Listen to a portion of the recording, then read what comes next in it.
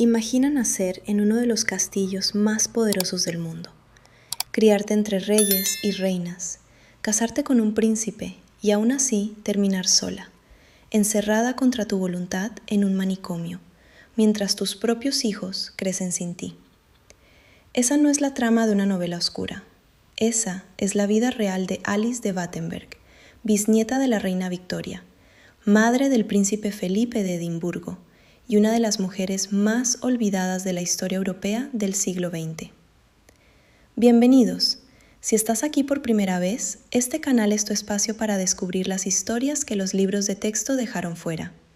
Escribe en los comentarios una sola palabra que describa lo que sientes cuando escuchas que una princesa fue internada en un manicomio contra su voluntad. Una sola palabra. Queremos leerla. La historia de Alice comienza el 25 de febrero de 1885, en el interior del castillo de Windsor. No es un detalle menor. Windsor era el corazón simbólico del Imperio Británico, la residencia de la reina Victoria, que por aquel entonces gobernaba sobre casi un cuarto de la superficie terrestre del planeta. Nacer ahí no era una casualidad, era un destino. Y Alice nació envuelta en toda la solemnidad y el peso de ese destino, sin que nadie pudiera imaginar todavía cuán tortuoso sería el camino que le esperaba. Su madre era Victoria de Hesse, nieta directa de la reina Victoria. Su padre era Luis de Battenberg, un oficial naval de origen alemán que serviría con distinción en la Marina Real Británica. La familia vivía suspendida entre dos mundos, el alemán y el británico, hablando varios idiomas, moviéndose entre cortes y palacios como peces en el agua. Para Alice, ese mundo de privilegios y protocolo sería su primer hogar, pero también su primera jaula, porque desde muy pequeña, Alice cargó con un secreto que ningún título nobiliario podría resolver. Cuando Alice tenía apenas 5 años, los médicos detectaron algo que cambiaría para siempre la forma en que ella se relacionaba con el mundo que la rodeaba. La pequeña princesa era sorda, no parcialmente, sino con una pérdida auditiva profunda y congénita que la aislaría en un silencio que sus padres se negaron a aceptar como un límite definitivo. En una época en la que la sordera en un niño noble podía ser motivo de vergüenza o de reclusión, la madre de Alice tomó una decisión que marcaría el temperamento de su hija para siempre. No la ocultaría, sino que la prepararía para enfrentar el mundo. Victoria de Hesse contrató a los mejores maestros disponibles y exigió que Alice aprendiera a leer los labios con una precisión que rozaba lo extraordinario. Y Alice lo logró, no solo en un idioma, sino en varios. Aprendió a leer los labios en inglés, en alemán, en francés y en griego, convirtiéndose en una comunicadora formidable que podía mantener conversaciones fluidas en cortes europeas sin que muchos de sus interlocutores siquiera sospecharan su condición. Era una hazaña silenciosa, invisible y profundamente reveladora del carácter de esta mujer. Pero la sordera no era solo un desafío físico, era también una metáfora perfecta para la vida que Alice llevaría. Una vida entera pasada entre mundos que no la comprendían del todo, entre idiomas que dominaba con el esfuerzo sobrehumano de quien nunca da nada por sentado, entre familias que la querían, pero que tarde o temprano la abandonarían, entre una grandeza visible desde fuera y una soledad invisible desde dentro. Alice de Battenberg aprendió desde niña que la supervivencia no depende de lo que escuchas, sino de lo que eres capaz de leer entre líneas. Y esa lección la acompañaría hasta el final de sus días. En los últimos años del siglo XIX, las familias reales europeas funcionaban como una red de alianzas tejida con matrimonios. Los hijos e hijas de emperadores, reyes y archiduques eran monedas de cambio diplomático, fichas en un tablero de ajedrez continental donde cada movimiento tenía consecuencias políticas. Alice de Battenberg creció en ese tablero, la conocía bien, sabía que tarde o temprano le tocaría a ella ser movida. En 1903, con 18 años recién cumplidos, Alice se comprometió con el príncipe Andrés de Grecia y Dinamarca. no era un hombre cualquiera. Era hijo del rey Jorge I de Grecia y nieto del rey Cristián IX de Dinamarca, un soberano cuyas descendientes habían colonizado prácticamente todas las casas reales del norte de Europa. El matrimonio era, en términos dinásticos, una unión impecable, y personalmente todo apuntaba a que Alice y Andrés se querían de verdad. Pero incluso el amor genuino puede naufragar cuando el mundo que lo rodea se deshace. La boda se celebró en Darmstadt, en la actual Alemania, el 7 de octubre de 1903. Fue una ceremonia doble, ortodoxa y luterana, para dar satisfacción a las tradiciones religiosas de ambas familias. Los invitados llenaban el salón con el peso de sus títulos y el brillo de sus uniformes de gala. El rey Eduardo VII de Inglaterra, tío de Alice, estuvo presente. También varios miembros de las familias imperiales alemana y rusa. Era el tipo de boda que hacía historia antes de que los novios cruzaran el umbral. Y sin embargo, nadie en ese salón podría haber predicho lo que esa unión les costaría. Alice abandonó Darmstadt y siguió a su marido hasta Grecia. Para una joven que había crecido entre la sobriedad organizada de las cortes alemanas y la majestuosidad contenida de la corte británica, Atenas era otro mundo. Un mundo vibrante, inestable, caluroso, apasionado, atravesado por una historia milenaria que pesaba sobre cada piedra de la ciudad. Alice se adaptó. Aprendió griego, o más precisamente, aprendió a leer los labios en griego, y se volcó en sus nuevas responsabilidades con la misma determinación callada que había definido su infancia. Entre 1905 y 1914, Alice dio a luz a 4 hijas, Margarita, Teodora, Cecilia y Sofía. Cada nacimiento fue recibido con alegría, pero también con la presión creciente de producir un heredero varón que perpetuara el linaje. La presión sobre las mujeres de la realeza en esa época era implacable, invisible para quienes la imponían y agotadora para quienes la soportaban. Alice la soportó con dignidad, aunque en silencio. La Grecia de aquellos años era un reino en permanente tensión, una democracia frágil rodeada por imperios que codiciaban sus territorios, y la familia real se encontraba en el centro exacto de ese torbellino. La Primera Guerra Mundial cambió todo. El rey Constantino I, cuñado de Alice, adoptó una posición de neutralidad que enfureció a las potencias del Entente, especialmente a Francia y Gran Bretaña. Las presiones internacionales se convirtieron en ultimátum, y en 1917 el rey fue forzado a abdicar y a abandonar el país. La familia real griega entera fue barrida al exilio. Alice y Andrés tuvieron que salir de Grecia con sus hijas pequeñas, dejando atrás su hogar, sus posesiones y la vida que habían construido juntos. Era el primer exilio, no sería el último. El exilio tiene un sabor particular, no es como un viaje. En un viaje sabes que vas a volver. En el exilio llevas contigo el peso de no saber si algún día volverás, si tu casa seguirá en pie, si el mundo al que pertenecías seguirá existiendo cuando regreses.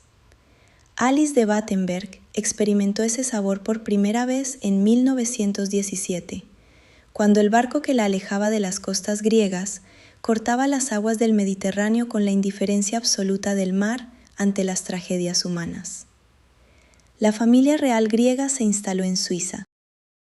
Era un exilio cómodo en comparación con lo que otros vivirían en ese siglo, pero la comodidad no alivia el desconcierto de quien ha perdido el suelo bajo los pies.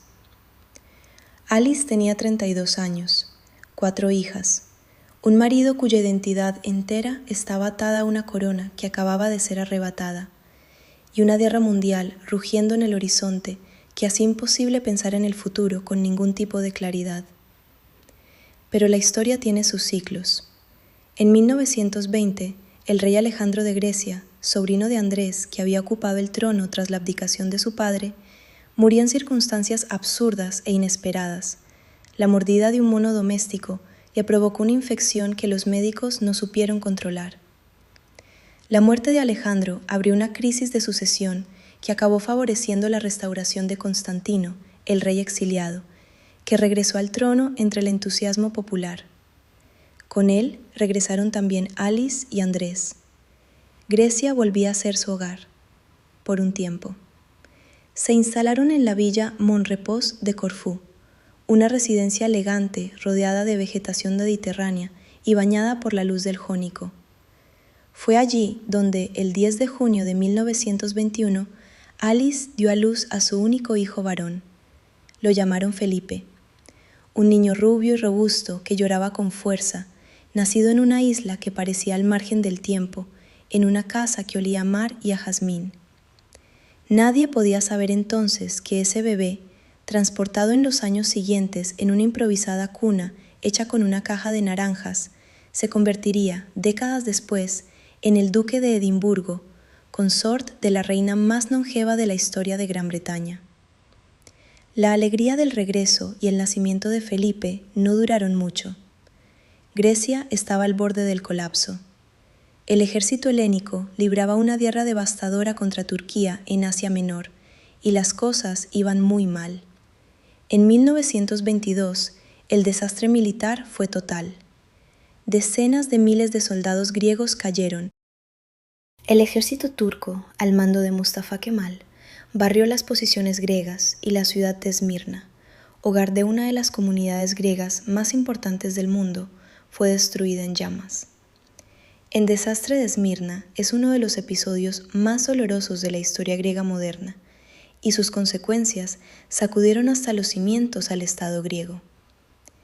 Un comité revolucionario de militares tomó el poder en Atenas. Buscaban culpables, y el príncipe Andrés, que había comandado tropas en la campaña fallida, fue señalado.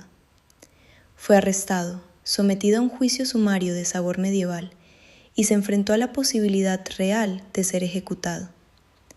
Alice vio a su marido llevado ante un tribunal como si fuera un criminal común, acusado de traición y cobardía por hombres que necesitaban un chivo expiatorio para explicar una derrota que era, en realidad, el resultado de decisiones políticas y militares que venían de mucho más arriba. El proceso contra el príncipe Andrés fue una de esas pantomimas judiciales que la historia registra con vergüenza. El tribunal militar que lo juzgaba ya había fusilado a varios políticos y generales griegos, convirtiéndolos en los chivos expiatorios oficiales del desastre de Asia Menor. Andrés era el siguiente en la lista, y todos lo sabían. Alice no se quedó paralizada. Mientras su marido esperaba el veredicto en una celda, ella movió todos los hilos que podía alcanzar. Escribió a sus parientes en las casas reales europeas. Contactó a quienes tenían acceso al gobierno británico. Consiguió que el rey Jorge V de Inglaterra enviara un emisario especial a Atenas con el encargo explícito de negociar la liberación del príncipe. El comandante Gerald Talbot llegó a Grecia con la discreción de quien maneja una crisis diplomática de alto voltaje y negoció directamente con los líderes del comité revolucionario. El resultado fue un compromiso. Andrés no sería ejecutado, pero sería desterrado de Grecia de por vida. En diciembre de 1922, la familia abandonó el país a bordo del HMS Calypso, un crucero de la Marina Británica enviado expresamente para la ocasión. El pequeño Felipe, que apenas tenía 18 meses, fue llevado a bordo durmiendo en la improvisada cuna de madera de la caja de naranjas, que se había convertido ya en un símbolo involuntario de la precariedad de su familia. El barco cortó las aguas del Mediterráneo rumbo al occidente, y Grecia quedó atrás. La familia se instaló en París. Saint-Cloud, en los suburbios occidentales de la capital francesa, se convirtió en su base de operaciones durante los años siguientes. Era una vida decente, sostenida por la generosidad de parientes más afortunados y por los pocos recursos que habían logrado conservar, pero marcada por una sensación de suspensión permanente. Los exiliados esperan siempre el momento en que todo cambie, en que la rueda de la historia gire de nuevo y les permita regresar. A veces ese momento llega, a veces no. Para Andrés, el exilio fue devastador de una manera muy particular. Era un hombre de acción, un militar de carrera que había definido toda su identidad a través del servicio a su país, y de pronto ese país le había dado la espalda. La inactividad lo corroía. La humillación de haber sido juzgado como traidor, cuando creía haber cumplido con su deber, lo perseguía. Empezó a distanciarse emocionalmente de Alice y de sus hijos, a pasar tiempo con otras personas, a buscar en la vida social parisina el tipo de distracción que la soledad de un hombre sin patria necesita a veces para no hundirse. La pareja, que alguna vez había parecido sólida, comenzó a romperse lentamente, con la silenciosa crueldad con que se rompen las cosas que nadie tiene la valentía de romper de golpe. Alice, mientras tanto, sostenía a la familia con el tipo de firmeza que solo tienen quienes ya han aprendido que el mundo no va a ceder ante sus circunstancias. Criaba a sus hijos con los medios disponibles, mantenía la dignidad propia de su posición, y por dentro, muy por dentro, comenzaba a sentir el peso de años de tensión acumulada, años de exilio, de juicios y amenazas, de pérdidas y partidas, de silencios impuestos por una sordera que el mundo todavía no comprendía del todo. El cuerpo y la mente de Alice estaban llegando a un límite que ella todavía no podía ver. Hacia finales de los años 20, algo empezó a cambiar en Alice de Battenberg.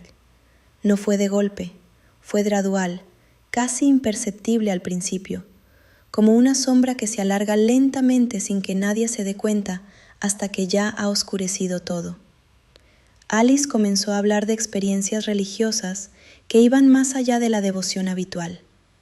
Decía recibir mensajes divinos, decía tener poderes curativos, decía comunicarse con Jesucristo de manera directa y personal. En 1928 había tomado un paso que muchos en su entorno consideraron llamativo pero no alarmante. Se había convertido a la fe ortodoxa griega con una intensidad que sus allegados describían como extraordinaria. La Iglesia ortodoxa era ya la fe de su marido y de su familia política, y en el contexto del exilio, de la desconexión y de la búsqueda de sentido, no era extraño que Alice encontrara en la espiritualidad un ancla a la que aferrarse. Pero lo que vino después fue diferente. Sus comportamientos se volvieron más erráticos. Su pensamiento, según quienes la conocían, perdía a veces la coherencia que siempre había caracterizado a una mujer extraordinariamente inteligente. Empezó a hacer declaraciones que perturbaban a su familia, afirmaciones sobre su naturaleza espiritual, sobre misiones que le habían sido encomendadas desde lo alto, sobre una relación mística con lo sagrado que iba mucho más allá de cualquier práctica religiosa convencional. Su familia, asustada, convocó a los médicos. En 1930, Alice fue sometida a una evaluación psiquiátrica. El diagnóstico fue esquizofrenia paranoide. El médico alemán Ernst Simmel, director del Kurhaus Schloss Tegel en Berlín, fue uno de los primeros en examinarla. Simmel no era un profesional cualquiera, era un psicoanalista de renombre, discípulo de las corrientes más avanzadas del pensamiento psiquiátrico europeo de la época, y decidió consultar el caso con la máxima autoridad disponible. Escribió a Sigmund Freud. Freud respondió con la seguridad aplomada que caracterizaba su pensamiento y ofreció un diagnóstico que hoy resulta perturbador en su reduccionismo. Según Freud, la psicosis religiosa de Alice era el resultado de una frustración sexual no resuelta, una libido reprimida que había encontrado en las visiones místicas su única salida posible. El tratamiento que recomendó fue tan brutal como revelador de los límites de la medicina de su tiempo: irradiación de los ovarios y el útero para reducir la actividad sexual y con ella, supuestamente, la intensidad de los síntomas psicóticos. Alice se negó. Se negó con la claridad y la firmeza de quien, independientemente de su estado mental, conserva intacta la dignidad de no querer ser tratada como un experimento. Pero su negativa no fue respetada. La decisión estaba tomada por quienes la rodeaban, y Alice, contra su voluntad, fue internada. Fue trasladada al sanatorio del Dr. Ludwig Binswanger en Kreuzlingen, en Suiza, una institución de prestigio que había alojado entre sus paredes a pacientes tan célebres como el bailarín Václav Nijinsky. El traslado fue forzado y las consecuencias fueron devastadoras. Kreuzlingen es una pequeña ciudad suiza a orillas del lago Constanza, en la frontera con Alemania. El sanatorio del Dr. Binswanger, conocido como Bellevue, tenía una reputación de modernidad y humanismo relativa para su época. No era un lugar de horror, pero era, al fin y al cabo, una institución psiquiátrica cerrada. Y Alice llegó ahí sin haber dado su consentimiento, arrancada de su familia, separada de sus hijos, abandonada por un marido que firmó los papeles del internamiento y luego siguió con su vida en París como si nada. La separación de sus hijos fue el golpe más duro. Felipe tenía 9 años cuando su madre desapareció de su vida. Las hijas eran adolescentes o jóvenes adultas, y cada una fue enviada a vivir con parientes distintos repartidos por Europa. La familia se dispersó como esquirlas de algo que se había roto, sin que nadie quisiera admitirlo del todo. Andrés, liberado del peso de un matrimonio que ya no funcionaba, comenzó una relación con otra mujer y vivió el resto de su vida lejos de Alice y de sus hijos. En Kreuzlingen, Alice resistió, no con violencia, sino con la tenacidad silenciosa de quien se niega a desaparecer aunque el mundo entero se empeñe en hacerla invisible. Intentó escapar en más de una ocasión. Se negó a aceptar el diagnóstico que le habían impuesto. Mantuvo el contacto con su madre, la princesa Victoria de Milford Haven, que era prácticamente la única persona de su familia que no la había abandonado por completo. Y esperó. Los 2 años que Alice pasó en Kreuzlingen son uno de los capítulos más oscuros de su historia y uno de los menos documentados, porque la familia tenía un evidente interés en mantenerlo en la sombra. Lo que sí se sabe es que durante ese tiempo, Alice no recibió el tipo de acompañamiento afectivo que cualquier ser humano necesita, mucho menos uno que atraviesa una crisis tan profunda. Sus hijos crecieron sin ella, su marido vivía su vida, y ella permanecía en Suiza, internada, esperando que alguien viniera a buscarla. Lo más sorprendente de este episodio de la vida de Alice no es que haya sido internada, es lo que sucedió después. Porque las personas que la rodeaban, incluida parte de su propia familia, esperaban quizás que Alice saliera de allí quebrada, reducida, dócil. No la conocían. Tras ser liberada del sanatorio de Kreuzlingen, después de un breve periodo en una clínica de Merano en el norte de Italia, Alice comenzó una existencia errante por Europa Central, moviéndose de manera casi incógnita, sin recursos suficientes, sin un hogar fijo, rehaciendo su vida desde cero con la misma obstinación callada con que de niña había aprendido a leer los labios. Durante varios años mantuvo contacto solo con su madre y cortó la relación con el resto de su familia. No era amargura, era, quizás, la necesidad de alguien que ha sido demasiado herido de poner distancia antes de poder volver a conectar. Alice necesitaba encontrarse a sí misma, reconstruir algo que la hubiera sostenido, descubrir quién era ahora que ya no era la esposa de un príncipe, ni la princesa de una corte, ni la paciente de un sanatorio. Ese proceso de reconstrucción personal llevaría años, pero Alice de Battenberg era, ante todo, una superviviente. La Grecia de mediados de los años 30 vivía uno de esos momentos de la historia en que una sociedad intenta, a duras penas, encontrar un equilibrio después de demasiadas convulsiones. En 1935, la monarquía griega fue restaurada.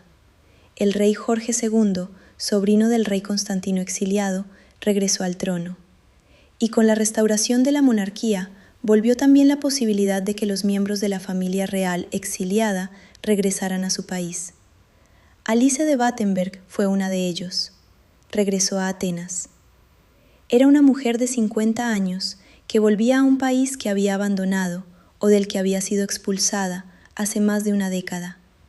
Sus hijas ya eran adultas, casadas la mayoría con príncipes alemanes. Su único hijo, Felipe, vivía en Inglaterra y se estaba educando en Gordonstoun, el estricto internado escocés donde un joven aprendía a construir el carácter a base de frío, disciplina y autoexigencia. Alice y Felipe se veían poco, pero Alice había dejado de esperar que la vida le devolviera lo que le había quitado. Había decidido construir algo nuevo. Se instaló en Atenas con una humildad que contrastaba radicalmente con su origen. Renunció progresivamente a los lujos que todavía podría haberse permitido gracias a sus conexiones familiares, y se volcó en el trabajo de caridad. Los barrios pobres de Atenas eran en aquellos años lugares de miseria real. Familias que vivían sin acceso a atención médica básica, sin comida suficiente, sin nada de lo que las clases altas daban por descontado. Alice fue a esos barrios, no como visitante ocasional, sino como trabajadora constante y comprometida. Fue durante esos años de regreso y reconstrucción cuando Alice encontró también el hilo que conectaría el resto de su vida. Su tía, Isabel Fyodorovna, hermana de la última zarina de Rusia, había fundado en Moscú en 1909 un convento dedicado a la atención de los pobres y los enfermos, combinando la vida religiosa con el servicio social directo. Isabel había sido asesinada por los bolcheviques en 1918 y fue posteriormente canonizada por la Iglesia Ortodoxa rusa como mártir. Su ejemplo había calado hondo en Alice. El modelo de Isabel se convirtió en la brújula de Alice, una vida entregada al servicio, anclada en la fe, pero con los pies en el barro de la realidad cotidiana, sin la distancia protectora que separa a los que ayudan de los que necesitan ayuda. Alice quería construir algo así en Grecia, una orden de enfermeras y religiosas que pusieran su devoción al servicio de los más vulnerables. Ese sueño la sostendría durante los años más difíciles que estaban por venir, porque la historia, una vez más, estaba a punto de golpear a Grecia con una violencia que haría palidecer todo lo anterior. En 1937, un accidente aéreo sobre el Mar del Norte destruyó una parte de lo poco que le quedaba. Su hija Cecilia, su yerno Jorge Donatus de Hesse y 2 de sus nietos murieron cuando el avión en que viajaban colisionó con una chimenea industrial cerca de Ostende, en Bélgica. Alice y el príncipe Andrés se vieron las caras por primera vez en 6 años en el funeral. Fue un encuentro gélido, rodeado de duelo, sin posibilidad de reconciliación. Alice enterró a su hija y siguió cargando con sus muertos, como quien ya sabe que el dolor no pide permiso para llegar. En abril de 1941, las tropas alemanas entraron en Atenas. La Wehrmacht desfiló por las calles de la ciudad bajo una esvástica gigante izada en la Acrópolis, imagen que sería grabada en la memoria colectiva griega como uno de los símbolos más dolorosos de la ocupación. Grecia cayó bajo el control del Eje en cuestión de semanas, y con ella cayó también la vida cotidiana de millones de personas que de pronto se encontraban atrapadas bajo un régimen de terror, escasez y represión. Alice se quedó. Cuando la mayoría de los miembros de la familia real griega y de la aristocracia europea huyeron, Alice de Battenberg eligió permanecer en Atenas. No era una decisión inconsciente ni impulsiva. Era la decisión de una mujer que había decidido, en algún punto de su tumultuosa vida, que su lugar estaba junto a los que sufrían, no a salvo lejos de ellos. Tenía 56 años, vivía en un pequeño apartamento, y se puso manos a la obra. Se mudó de su piso a la casa de 3 plantas de su cuñado Jorge, en el centro de Atenas, y la convirtió en una especie de cuartel general de la resistencia humanitaria. Trabajó con la Cruz Roja.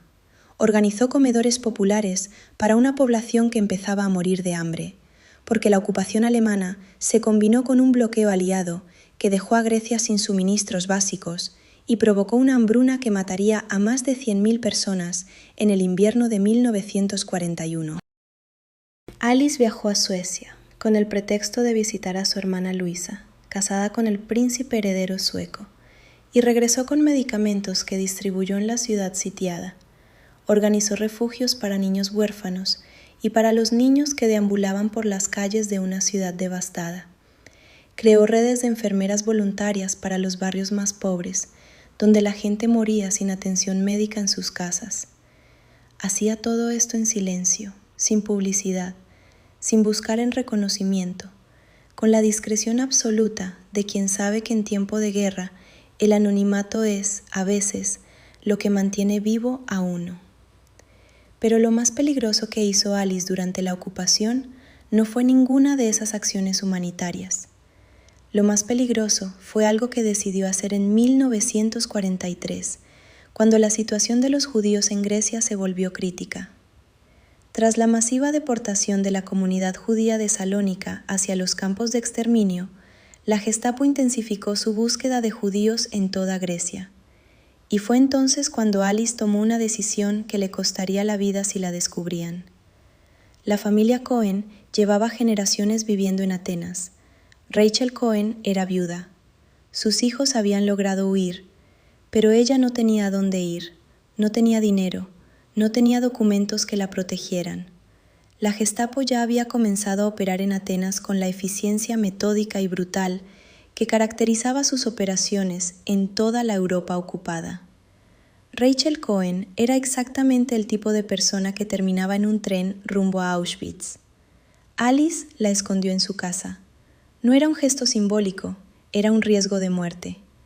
Esconder a un judío en la Europa ocupada por los nazis era uno de los delitos más graves que uno podía cometer a ojos del régimen, y las consecuencias eran invariablemente las mismas: la deportación, el campo, la muerte. Alice lo sabía, y lo hizo de todas formas. Rachel Cohen vivió escondida en el apartamento de Alice durante meses. Alice hablaba con ella, la mantenía a salvo, organizaba su sustento con los pocos recursos disponibles. Y un día, cuenta la historia, un general alemán se presentó en el apartamento de Alice para una visita de cortesía, de esas visitas que los ocupantes hacían a veces a los miembros de la aristocracia europea con la intención de mostrar una cara humana que sus acciones desmentían continuamente. El general preguntó a Alice si podía hacer algo por ella. Alice lo miró a los ojos y respondió sin titubear que sí, que podía retirar a sus tropas de su país.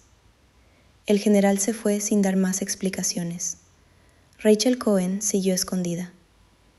Y Alice siguió siendo Alice, esa mujer que había aprendido desde los 5 años que el miedo no era razón suficiente para no hacer lo correcto. No era valiente de la manera en que Hollywood retrata la valentía. No era una heroína de película. Era algo más sencillo y más difícil al mismo tiempo. Era una persona que había decidido que había cosas que no podían hacerse y que nadie, ni los nazis, ni su propia familia, ni los médicos que la habían internado contra su voluntad, podían cambiar esa decisión. Años después de la guerra, Israel reconocería el acto de Alice de Battenberg con el título más elevado que Yad Vashem, el Memorial del Holocausto, puede otorgar a un no judío: justa entre las naciones. Ese título se graba en el Jardín de los Justos de Jerusalén, junto al nombre de otras personas que, en los momentos más oscuros del siglo XX, eligieron la humanidad sobre el miedo. El nombre de Alice de Battenberg está ahí, labrado en piedra, al lado de miles de personas que hicieron lo mismo a riesgo de su vida. Pero cuando Alice realizó ese acto, nadie la estaba viendo. Nadie le daría ningún premio. Su familia ni siquiera estaba enterada de lo que estaba haciendo. Alice no actuó por reconocimiento, actuó porque era lo que había que hacer. Y eso, en la historia de una mujer que el mundo entero había intentado reducir, internar, silenciar y olvidar, es quizás la parte más poderosa de todo lo que vivió. La guerra terminó en 1945, pero para Grecia la paz no llegó de inmediato. Mientras el resto de Europa intentaba reconstruirse, Grecia se hundía en una guerra civil devastadora entre fuerzas monárquicas respaldadas por Gran Bretaña y grupos comunistas que habían liderado la resistencia contra la ocupación. El país estaba roto, hambriento y sangrando por heridas que tardarían décadas en cerrarse. Alice seguía en Atenas. Su hijo Felipe había participado en la Segunda Guerra Mundial como oficial de la Marina Real Británica, distinguiéndose en varias batallas navales en el Mediterráneo y en el Pacífico. En noviembre de 1947 se casaría con la princesa Isabel, heredera al trono británico, en una ceremonia que el mundo entero siguió con la esperanza agotada de quien necesita buenas noticias después de demasiados años de destrucción. Alice asistió a la boda de su hijo, y las fotografías de ese día muestran a una mujer de 62 años de expresión grave, vestida con el hábito gris de una religiosa, entre los uniformes de gala y los vestidos de alta costura de la realeza reunida. Porque Alice, para entonces, ya había tomado la decisión que había estado madurando en su interior durante años. En enero de 1949, fundó formalmente la Hermandad Cristiana de Marta y María, una orden religiosa ortodoxa de enfermeras, modelada siguiendo el ejemplo de su tía Isabel Feodorovna. Se entrenó en la isla de Tinos, uno de los centros de peregrinación más importantes de la fe ortodoxa griega, y estableció la sede de la orden en un lugar al norte de Atenas. Era la materialización de un sueño que había sostenido durante los años más oscuros de su vida. Alice se confeccionó su propio hábito, un sencillo vestido gris que llevaría desde ese momento prácticamente hasta el final de sus días. Renunció a sus bienes con la convicción tranquila de quien ha comprendido que la posesión de cosas no añade nada a lo que uno realmente es. Para una mujer que había nacido en el castillo de Windsor, bisnieta de la reina Victoria, la renuncia al lujo no era una pose ni una provocación. Era la consecuencia lógica de un proceso interior que la había llevado a creer con toda la fuerza de su carácter que el servicio a los demás era la única forma de vida que tenía sentido para ella. Realizó 2 viajes a los Estados Unidos, en 1950 y en 1952, para recaudar fondos para su orden. La vida americana la desconcertó un poco. Ese mundo de prosperidad exuberante y optimismo ruidoso era muy diferente de la Europa devastada que conocía. Pero Alice era una mujer práctica. Pedía dinero con la misma dignidad directa con que hacía todo lo demás, sin humillarse, sin dramatizar, explicando simplemente lo que hacía y por qué lo hacía. La orden, sin embargo, nunca llegó a ser grande. Las monjas eran pocas, los recursos escasos, y la Grecia de la posguerra tenía demasiados problemas propios como para poder sostener una iniciativa de ese tipo de manera estable. Los años 50 en Grecia fueron años de reconstrucción lenta y dolorosa. El país salía de una guerra civil que había dividido a las familias, vaciado las aldeas y llenado las cárceles de presos políticos. La monarquía seguía en pie, pero su legitimidad era cuestionada desde múltiples frentes, y Alice, en su pequeño hábito gris, seguía trabajando en los márgenes de esa sociedad convulsa, cerca de las personas que los grandes procesos históricos siempre dejan atrás. Su relación con su hijo Felipe se había ido construyendo, o más bien reconstruyendo, a lo largo de los años con la dificultad propia de 2 personas que se habían perdido durante los momentos más formadores de sus vidas. Felipe creció sin su madre, enviado de un pariente a otro por una Europa en guerra, y la ausencia de Alice dejó en él una huella que los biógrafos han analizado con frecuencia como una de las claves para entender su carácter hermético y su dificultad para expresar afecto de manera abierta. Pero los 2 se querían. A su manera, con los silencios y las distancias que la historia les había impuesto, se querían. La reina Isabel II trataba a su suegra con respeto y con cierta cautela comprensible. Alice no era una suegra fácil de incorporar al protocolo de la corte más formal del mundo. Llegaba a los actos oficiales con su hábito de monja ortodoxa, fumaba sin disimulo los cigarrillos que nunca abandonó del todo en su vida, y respondía a las preguntas con la franqueza de quien ha pasado demasiado por encima de las convenciones como para seguir fingiendo que le importan. Era, en suma, una figura inclasificable en el rígido sistema de casillas que es la monarquía británica. La orden religiosa que Alice había fundado fue perdiendo fuerza gradualmente a lo largo de los años 50. Las monjas que la componían comenzaron a dispersarse, algunas abandonaron la orden, y Alice se encontró cada vez más sola en su empeño. Para mediados de la década, la Hermandad Cristiana de Marta y María era una sombra de lo que había soñado. Pero Alice no lo vivió como un fracaso. Había construido algo con sus manos, con su fe y con su trabajo. Si el mundo no había estado preparado para sostenerlo, eso era un problema del mundo, no de su visión. Grecia empezaba a volverse cada vez más inestable políticamente. Las tensiones entre el palacio y el gobierno civil, entre la derecha y la izquierda, entre los que querían una democracia real y los que preferían la mano firme de un rey o de un general, crecían año tras año. Para Alice, que había vivido el exilio de la familia real griega en 2 ocasiones diferentes, las señales eran familiares, demasiado familiares. Pero Alice no tenía la intención de huir de nuevo. Atenas era su ciudad. Su gente era la gente de los barrios pobres que había servido durante décadas, y su hogar era el pequeño espacio que había conseguido construirse con tanto esfuerzo. Si algo le había enseñado la vida, era que los exilios se acumulan de maneras que el alma no siempre puede soportar. Y Alice, que ya había sobrevivido a demasiados, tenía la determinación de quedarse. La década de los 60 llegó a Grecia con la promesa de una modernización que nunca llegó a completarse. El gobierno del primer ministro Konstantinos Karamanlis había traído cierta estabilidad y crecimiento económico, pero las fracturas políticas seguían profundizándose.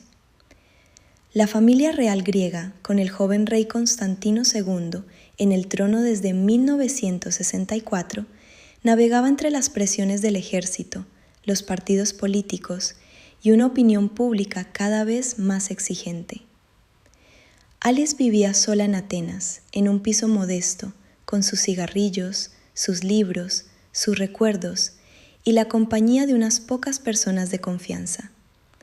Su salud, que nunca había sido robusta, empezaba a declinar. Tenía ya casi 80 años y el cuerpo que había soportado internaciones psiquiátricas, hambrunas, guerras y exilios, empezaba a acusar el peso de todo eso. Su familia, del lado británico, comenzó a preocuparse de manera creciente por su bienestar. En abril de 1967, un golpe de estado militar puso fin a la democracia griega. Los coroneles que tomaron el poder arrestaron a políticos, disolvieron el parlamento y establecieron un régimen dictatorial que duraría 7 años. El joven rey Constantino II intentó un contragolpe en diciembre de ese mismo año, fracasó y huyó al exilio. La familia real griega volvía a estar fuera de su país, exactamente como había ocurrido décadas atrás. Para Alice, aquella situación cerraba un círculo oscuro. Había visto esto antes, lo había vivido en carne propia. Y ahora, con más de 80 años, frágil y cansada, no estaba en condiciones de quedarse en una Atenas que se había convertido en una ciudad ocupada por sus propias fuerzas militares. Su hijo Felipe y su nuera, la reina Isabel II, intervinieron para traerla a Londres.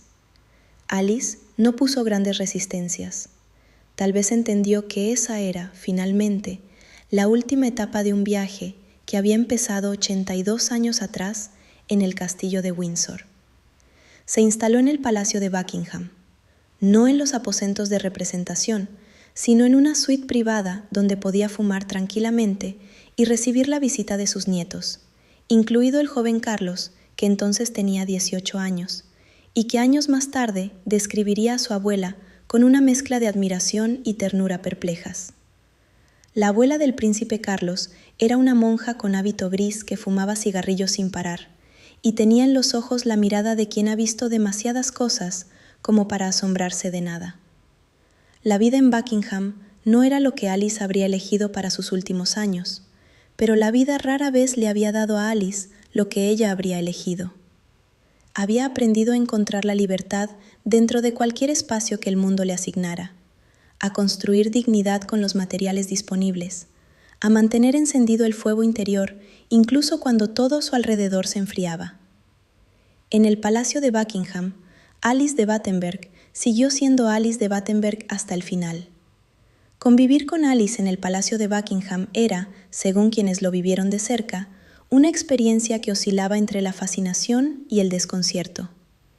La reina Isabel II, acostumbrada al protocolo más estricto del mundo, recibía a una suegra que aparecía en los desayunos con su hábito de monja ortodoxa, se sentaba a fumar en los salones de uno de los palacios más vigilados por la etiqueta del planeta, y respondía a las preguntas con una franqueza que la corte raramente escuchaba. Felipe visitaba a su madre regularmente. Sus conversaciones, según las pocas personas que las presenciaron, eran cortas, pero cargadas de ese tipo de afecto que no necesita muchas palabras para transmitirse. Los dos habían vivido separados durante los años más importantes de sus vidas. Los dos llevaban dentro esa cicatriz particular de quienes han crecido sabiendo que el amor de los padres existe, pero no siempre puede manifestarse como uno necesita. No necesitaban explicarse nada, se entendían. Alice hablaba con sus nietos, con Carlos especialmente, que tendría quizás la sensibilidad necesaria para apreciar a esa abuela inclasificable que no se parecía a ninguna otra abuela del mundo. Muchos años después, cuando Carlos ya era rey Carlos III, habló de ella en términos que revelaban cuánto la había impactado. Su abuela era, según él, una mujer de una fortaleza extraordinaria, alguien que había sufrido cosas que habrían destruido a una persona común y que, sin embargo, había encontrado siempre la manera de levantarse y seguir hacia adelante. En esos últimos años londinenses, Alice también hizo las gestiones necesarias para que sus restos, cuando llegara el momento, no fueran enterrados en Gran Bretaña. Había pedido ser sepultada en Jerusalén, en la iglesia de Santa María Magdalena, en el Monte de los Olivos, junto a su tía Isabel Feodorovna, la mártir ortodoxa que había sido su modelo y su inspiración durante toda la vida adulta. Era un deseo que decía mucho sobre quién era Alice a los 84 años. No era la bisnieta de la reina Victoria lo que quería honrar, no era la princesa de Grecia, no era la suegra de la reina de Inglaterra. Quería descansar junto a una santa. Hay algo profundamente simbólico en ese deseo. Alice había pasado su vida entera entre mundos que nunca la contenían del todo, entre una familia británica que no entendía su devoción ortodoxa, una familia griega que la había abandonado cuando más la necesitaba, una institución psiquiátrica que había intentado reducir su fe a una enfermedad tratable con radiación, y una corte real que no sabía qué hacer con una princesa convertida en monja que fumaba en sus salones. Ninguno de esos mundos era verdaderamente el suyo. El único lugar donde Alice había encontrado algo parecido a la pertenencia era en la fe, en el servicio, en la compañía de los pobres y de los que sufren. Y quería descansar cerca de alguien que había elegido lo mismo. El 5 de diciembre de 1969, Alice de Battenberg murió en el Palacio de Buckingham. Tenía 84 años. Había nacido en Windsor y moría en Buckingham, rodeada de la majestuosidad de una institución que no había sido nunca su verdadero hogar, pero que al menos le había ofrecido cobijo en los últimos años de una vida que había conocido muy pocas formas estables de cobijo. La noticia de su muerte fue cubierta por la prensa británica con la discreción propia de un acontecimiento secundario. Era la suegra del duque de Edimburgo. Era la abuela del príncipe Carlos. Era, para los obituarios, una figura de fondo en la historia de una familia real famosísima. Nadie escribió en primera plana sobre la mujer que había escondido a judíos de la Gestapo. Nadie publicó una crónica sobre la princesa que había renunciado a todo para fundar una orden de religiosas en un país empobrecido. El mundo la despidió como lo había tratado durante gran parte de su vida, sin prestarle demasiada atención. Sus restos fueron enterrados provisionalmente en la cripta real de Windsor. Alice había pedido ser trasladada a Jerusalén, pero los trámites y las circunstancias lo hicieron imposible en ese momento. Y así Alice descansó durante años en un lugar que no era el que había pedido, en el corazón simbólico de una monarquía a la que estaba unida por la sangre, pero de la que siempre se había sentido un poco extraña. No era la primera vez que Alice terminaba en un lugar sin haber dado su consentimiento.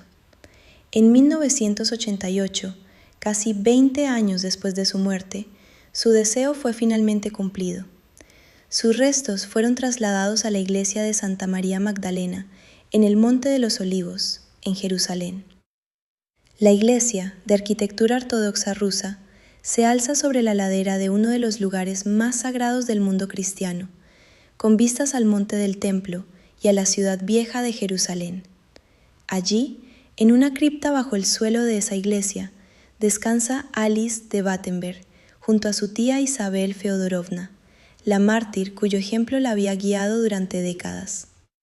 Felipe, el duque de Edimburgo, visitó la tumba de su madre en Jerusalén en 1994. Era la primera vez que visitaba el lugar donde descansaba ella. Tenía 73 años, y según quienes lo acompañaron, se quedó en silencio ante la tumba durante un tiempo que pareció más largo de lo que era, con esa expresión contenida de quien siente cosas que lleva toda la vida aprendiendo a no mostrar. Para comprender completamente lo que Alice de Battenberg significó en la historia del siglo XX, es útil detenerse un momento en la historia de sus hijos, porque sus vidas reflejan, como en un espejo roto, la dispersión de una familia que la historia fragmentó en pedazos que nunca volvieron a encajar del todo. Alice tuvo 5 hijos, 4 hijas y un varón, y cada uno de ellos vivió una vida que llevaba impresa, de una manera u otra, la marca de esa madre que estuvo presente y ausente al mismo tiempo, que amó con la intensidad que permiten las circunstancias cuando las circunstancias son crueles. Margarita, la mayor, se casó con Gottfried de Hohenlohe-Langenburg. Teodora se casó con Bertoldo de Baden. Sofía se casó primero con Cristóbal de Hesse y después con Jorge Guillermo de Hannover. Y Cecilia, la tercera, fue la que murió en aquel accidente de avión en 1967, junto a su marido y sus hijos. La tragedia que había reunido a Alice y a Andrés en el frío de un funeral 6 años después de su separación. 3 de las 4 hijas de Alice se casaron con príncipes alemanes, y cuando estalló la Segunda Guerra Mundial, sus maridos vistieron uniformes distintos a los que vestiría su hermano Felipe en la Marina Real Británica. La familia de Alice estaba literalmente partida por la guerra más terrible de la historia moderna. Felipe era el más joven de todos, el único varón, el que había llegado al mundo en Corfú en una caja de naranjas y había crecido siendo pasado de mano en mano por una Europa convulsa. Su tío materno, Louis Mountbatten, se convirtió en una figura paternal crucial para él, más quizás que su propio padre Andrés, que murió en Montecarlo en 1944, solo y lejos de su familia, en el exilio perpetuo al que su propia incapacidad de sostener lo que amaba lo había condenado. Felipe y Andrés no se habían visto en años cuando Andrés murió.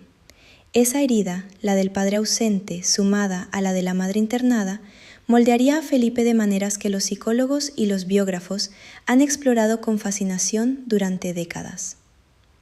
Lo notable es que, a pesar de todo, Alice y Felipe mantuvieron una relación que fue creciendo en calidez a medida que los dos envejecían. No era la relación de una madre y un hijo que han crecido juntos, con esa acumulación de recuerdos cotidianos que construye el tejido más íntimo del amor familiar.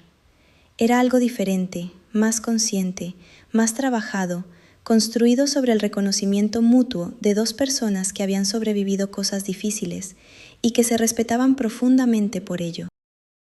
Y en ese reconocimiento había algo que, a su manera particular, era también amor. En 1993, el Estado de Israel otorgó oficialmente a Alice de Battenberg el título de Justa entre las Naciones. el más alto reconocimiento que Yad Vashem concede a los no judíos que arriesgaron sus vidas para salvar judíos durante el Holocausto. El príncipe Felipe, duque de Edimburgo, viajó a Jerusalén para recibir el honor en nombre de su madre. Fue una de las pocas ocasiones en que Felipe habló en público sobre su madre con algo que se parecía a la emoción visible, aunque enmarcada siempre dentro de la contención que era su sello personal. En el Jardín de los Justos de Yad Vashem, entre miles de árboles plantados en memoria de personas que eligieron la humanidad sobre el miedo, hay un árbol con el nombre de Alice de Battenberg. No dice princesa, no dice alteza real, dice Alice de Battenberg, y eso es suficiente. Porque ese árbol no recuerda a la bisnieta de la reina Victoria, ni a la suegra de la reina Isabel II. Recuerda a la mujer que escondió a Rachel Cohen en su casa mientras la Gestapo patrullaba las calles de Atenas, sin saber si al día siguiente alguien llamaría a su puerta para llevársela también. Rachel Cohen sobrevivió a la guerra, vivió para contarlo, y fue ella o su familia quienes presentaron el testimonio ante Yad Vashem que desencadenó el proceso de reconocimiento. Sin ese testimonio, el acto de Alice habría permanecido en el silencio donde Alice lo había dejado, sin buscar nunca crédito ni gratitud por lo que había hecho. Es un detalle que dice mucho sobre el carácter de esta mujer. Actuó porque era lo correcto, no porque alguien fuera a enterarse. Y lo que fue más revelador todavía es que su propia familia no supo de ese acto durante décadas. Cuando Felipe se enteró de lo que su madre había hecho durante la ocupación, la reacción que describieron quienes estaban cerca de él fue de una mezcla de orgullo profundo y de algo que se parecía a la culpa silenciosa de quien comprende que no conocía tan bien como creía a la persona que más la había marcado. Alice nunca le habló de Rachel Cohen, nunca mencionó el peligro en que se había puesto. Era el tipo de mujer que hacía las cosas y luego las dejaba atrás, porque hacia adelante siempre había más cosas que hacer. La historia de Alice de Battenberg es también la historia de una época, la primera mitad del siglo XX europeo, narrada desde un ángulo inusual, el de una mujer que por nacimiento estaba en el centro de todo y que por circunstancias fue empujada repetidamente hacia los márgenes. Su vida abarca el ocaso del Imperio Británico, el colapso de las monarquías europeas continentales, 2 guerras mundiales, el Holocausto, el surgimiento del comunismo y el fascismo, la Guerra Fría y el nacimiento de la modernidad tal y como la conocemos. Y ella estuvo en medio de todo eso, no como espectadora, sino como protagonista involuntaria de una historia que nunca pidió, pero que vivió con una dignidad que pocos podrían haber mantenido. Hay una imagen que resume bien a Alice, aunque sea una imagen mental y no una fotografía. Es la imagen de una mujer de 60 años, vestida con un hábito gris de monja ortodoxa, caminando por las calles devastadas de Atenas ocupada, con una cesta de medicamentos que ha conseguido traer de Suecia, pasando junto a soldados alemanes con la calma absoluta de quien sabe que el miedo no puede permitírselo. No era invulnerable, no era inmortal, tenía todo que perder, pero había decidido, en algún punto de su extraordinaria vida, que vivir con miedo era una forma de no vivir que ya no estaba dispuesta a aceptar. Esa decisión no llegó de pronto. Fue el resultado de décadas de acumulación, de cada internación sufrida sin rendirse, de cada exilio sobrevivido sin quebrarse, de cada pérdida asimilada sin perder el hilo que la conectaba con lo que creía que era su misión en el mundo. Alice se fue construyendo a lo largo de cada adversidad, como esas piedras que el mar pule durante siglos hasta que ya no tienen aristas, y su superficie refleja la luz de una manera particular que ninguna otra piedra tiene. Lo que el mundo vio en Alice en sus últimos años, esa serenidad de fondo que sus nietos recordaban con asombro, era el resultado de todo lo que el mundo le había hecho y de todo lo que ella había elegido hacer con ello. La Hermandad Cristiana de Marta y María nunca llegó a ser la institución grande y duradera que Alice había soñado. Fue una llama que prendió, pero que no encontró suficiente combustible para mantenerse.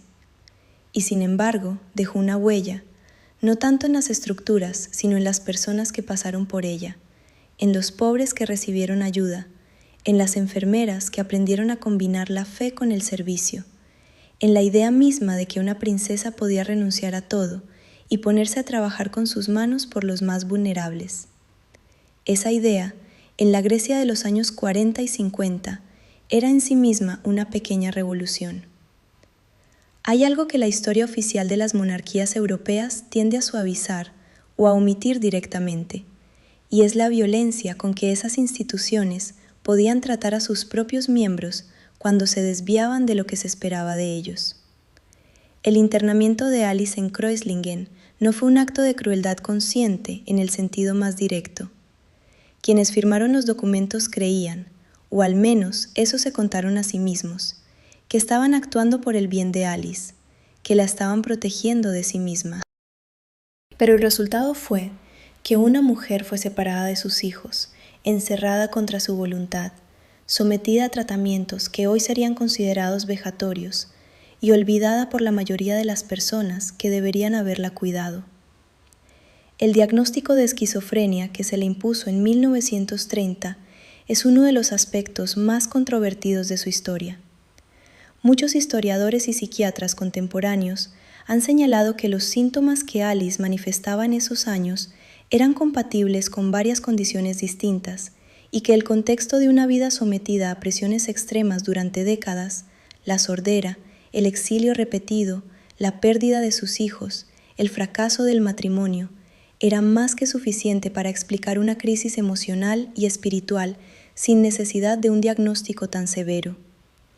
Otros señalan que los episodios de Alice tenían características que en cualquier época harían sonar alarmas clínicas reales.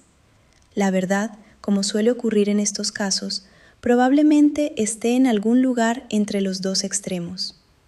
Lo que sí está fuera de discusión es que el tratamiento que Alice recibió fue determinado en gran medida no por lo que ella necesitaba, sino por lo que era conveniente para su familia y para las instituciones que la rodeaban. Una princesa que hablaba de visiones místicas y de poderes curativos era un problema diplomático y social. El internamiento resolvía ese problema de manera eficaz y relativamente discreta. Y Alice pagó el precio de esa eficiencia con 2 años de su vida en Kreuzlingen y con la pérdida de sus hijos en los años más decisivos de sus infancias. Lo extraordinario es que Alice no guardó rencor visible hacia quienes tomaron esas decisiones. No hay registros de que Alice haya hablado con amargura de su internamiento, de su marido, de los médicos que la trataron. Hay registros, en cambio, de que cuando volvió a Grecia y retomó el contacto con su familia, lo hizo con la disposición de quien ha decidido que el pasado no puede pesar más que el presente. Esa capacidad de soltar el resentimiento sin olvidar lo que le había ocurrido era quizás la raíz más profunda de su fortaleza. El legado de Alice de Battenberg se filtra en la historia a través de múltiples capas que a veces se superponen y a veces se contradicen. Como bisnieta de la reina Victoria, su sangre corre literalmente por las venas de prácticamente todas las casas reales europeas actuales. Como madre del príncipe Felipe, es la abuela del rey Carlos III de Gran Bretaña y la bisabuela del príncipe Guillermo, que algún día será rey. En ese sentido, su legado genético y dinástico es absolutamente central en la historia de la monarquía británica contemporánea. Pero hay otro legado que no se mide en árboles genealógicos. En Yad Vashem hay un árbol con su nombre. En el Monte de los Olivos hay una tumba que guarda sus restos junto a los de una santa ortodoxa. En los barrios pobres de Atenas, donde trabajó durante décadas, hay personas cuyos padres o abuelos recibieron ayuda de una mujer de hábito gris que no preguntaba quién eras antes de ofrecerte lo que tenía. Ese legado no aparece en los grandes libros de historia, pero es tan real como cualquier otro, o más. La pregunta que la historia de Alice inevitablemente plantea es cuántas mujeres como ella ha habido en cada siglo. Mujeres de una inteligencia e integridad extraordinarias, a quienes el mundo ha reducido, internado, silenciado y olvidado porque lo que eran no cabía en las categorías que el mundo tenía disponibles para ellas. Alice tuvo la suerte, si puede llamarse suerte, de tener una familia suficientemente poderosa como para que su historia sobreviviera al olvido. ¿Cuántas otras no tuvieron esa suerte? Es una pregunta que no tiene respuesta, pero que vale la pena hacerse. La sordera de Alice, que al principio de su vida parecía el obstáculo más definitorio de su historia, resulta en retrospectiva casi una metáfora perfecta de toda su existencia. Vive en un mundo que no la escuchaba, que interpretaba mal lo que veía en ella, que imponía sobre ella diagnósticos y categorías que nunca la contenían del todo. Y ella, como había aprendido desde los 5 años en el castillo de Windsor, siguió leyendo los labios del mundo con esa atención extraordinaria que tiene quien sabe que el sentido de las cosas no siempre viene por los canales habituales. Siguió entendiendo lo que otros no querían escuchar. Siguió actuando conforme a lo que entendía, aunque nadie la estuviera mirando. El 28 de mayo de 2014, en una ceremonia celebrada en Yad Vashem, el príncipe Carlos de Gales, representando a su padre, el duque de Edimburgo, y a la familia real británica, plantó un árbol en el Jardín de los Justos, en memoria de su abuela. Era un acto que cerraba un círculo que había tardado décadas en completarse, el reconocimiento público de algo que Alice había hecho en silencio, sin testigos, sin registros, en el interior de un apartamento de Atenas ocupada, mientras el mundo se destruía a sí mismo a su alrededor. Carlos habló ese día de su abuela como de alguien que le había dejado una impresión indeleble. Recordó su hábito gris, sus cigarrillos, su mirada directa y sin concesiones, su manera de sentarse en los salones del Palacio de Buckingham como si perteneciera a un mundo completamente diferente al que esos salones representaban. Y recordó también, aunque con las palabras medidas de quien representa a una institución, algo de la soledad que Alice había llevado consigo durante tantos años. Esa soledad particular de quien ha sufrido demasiado para poder explicarlo del todo, y demasiado poco para que el mundo lo tome en serio. Alice de Battenberg nació en el corazón del poder y murió en sus márgenes. Nació princesa y murió monja. Nació rodeada de la pompa del Imperio Británico en su apogeo y murió en un palacio que no era su hogar, habiendo fundado una orden religiosa que no sobrevivió a su fundadora y habiendo salvado vidas que el mundo tardó décadas en reconocer. No es la historia que habría elegido para sí misma, pero es, de todas las historias posibles, quizás la más honesta sobre quién era realmente. Hay personas cuya grandeza se mide en títulos, en guerras ganadas, en imperios construidos, y hay personas cuya grandeza se mide en lo que eligieron hacer cuando nadie las miraba, cuando no había premio ni reconocimiento posible, cuando la única razón para actuar era la convicción silenciosa de que así era como debía hacerse. Alice de Battenberg fue de las segundas, y en esa lección, repetida a lo largo de décadas en las calles de Atenas y en los pasillos de un sanatorio suizo, y en las noches de una ocupación brutal, y en los años de un exilio interminable, está todo lo que hay que saber sobre ella. Su tumba en el Monte de los Olivos mira hacia la ciudad donde las 3 grandes religiones del mundo se han cruzado durante siglos, con una mezcla de devoción y violencia que Alice conocía bien, porque había vivido en esa intersección toda su vida. No el Monte de los Olivos literal, sino esa zona donde la fe y la historia se rozan, donde lo humano y lo sagrado se confunden, donde las grandes instituciones y los gestos más pequeños e invisibles comparten el mismo espacio sin que ninguno anule al otro. Alice eligió descansar ahí, y en esa lección final, como en todas las anteriores, se reconoce perfectamente a la mujer que fue. Una mujer que el mundo intentó definir de 1000 maneras distintas y que hasta el último momento se negó a ser otra cosa que ella misma.